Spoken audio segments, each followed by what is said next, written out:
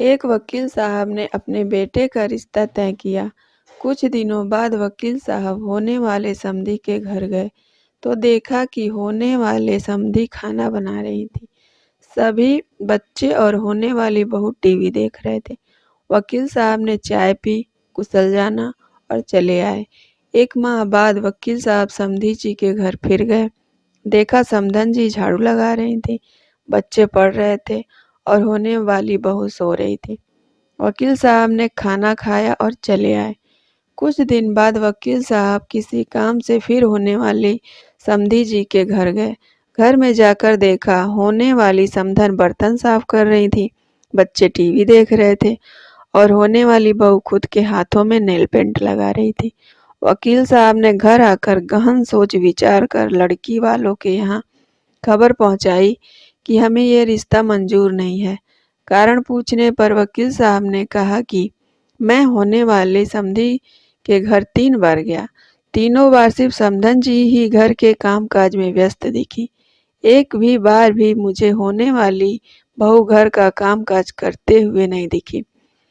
जो बेटी अपनी सगी माँ को हर समय काम में व्यस्त पाकर भी उनकी मदद करने का न सोचे, उम्र दराज माँ से कम उम्र की जवान होकर भी स्वयं की माँ का हाथ बटाने का जज्बा न रखे, वो किसी और की माँ और किसी अपरिचित परिवार के बारे में क्या सोचेगी। मुझे अपने बेटे के लिए एक बहू की आवश्यकता है, किसी गुलदस्ते की नहीं जो किसी फ्लावर पॉट में सजाया जाए। इसलिए सभी माता पिता को चाहिए कि वे इन छोटी छोटी बातों पर अवश्य ध्यान देवें। बेटी कितनी भी प्यारी क्यों न हो, उससे घर का काम काज अवश्य कराना चाहिए। समय समय पर डांटना भी चाहिए, जिससे ससुराल में ज़्यादा काम पड़ने या डांट पड़ने पर उसके द्वारा गलत करने की कोशिश ना की जाए। हमारे घर बेटी पैदा होती है, हमारी जिम्मेदारी बेटी से बहू बनाने की है। अगर हमने अपनी जिम्मेदारी ठीक तरह से नहीं निभाई, बेटी में बहू के संस्कार नहीं डाले, तो इसकी सजा बेटी को तो मिलती ही है और माँ बाप को भी मिलती है, जिंदगी भर गालियाँ।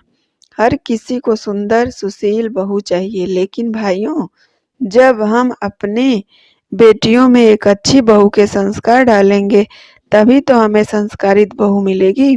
ये कड़वा सच शायद कुछ लोग ना बर्दाश्त कर पाए, लेकिन पढ़ें और समझें, बस इतनी इल्तिजा।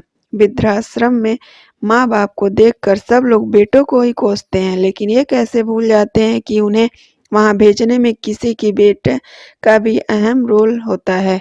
वरना बेटे अपने माँ बाप को शादी के पहले वृद्धाश्रम क्यों नहीं भेजते।